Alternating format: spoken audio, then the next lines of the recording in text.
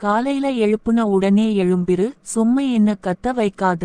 சரிம்மா, நான் எழும்பிர்வேன். இட்டியே சொல்லு, ஆனா செஞ்சிராத.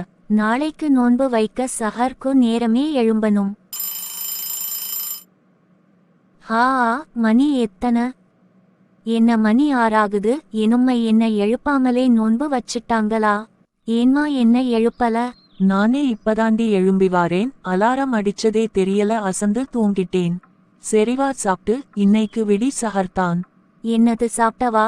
மணி 6மா? ஃபஜ்ரு பாங்கே சொல்லியாச்சு, இப்ப சாப்பிட்ட சொல்ற? தண்ணியாவது குடிட்டி, நோன்பு வைக்கணும்லா, நீயத் வச்சு தண்ணி குடி. ஐயோ, அப்படிலாம் குடிக்க கூடாது. அல்லாஹ் தெளிவா சொல்லிருக்கான், வைகரை என்னும் வெள்ளைக்கயிறு இரவு என்னும் கருப்புக்கயிறிலிருந்து தெளிவாகும் வரை உண்ணுங்கள், பருகுங்கள். அந்த நேரம் தாண்டுனஃப்ரம் நம்ம எதுவும் சாப்பிடக்கூடாது. அதனால விடிஞ்ச அப்புறம் சஹர் கிடையாது. இது அல்லாவின் கட்டளைக்கு மாற்றமானது. ஆனா சஹர் செய்வதுல பறக்கத்திருக்குன்னு ரசூலுல்லாஹ் சொல்லிருக்காங்களே.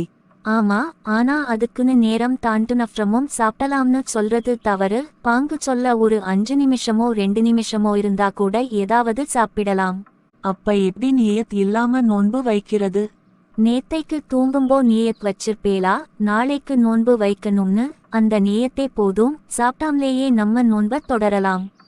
ஒருவேளை தூங்க முன்னாடி நியத் வைக்கலேனா? நாளைக்கு காலையில நோன்பு வைக்கணும்னு மனசுல நினைக்கலேனா அன்னைக்கு நோன்பு வைக்க முடியாது.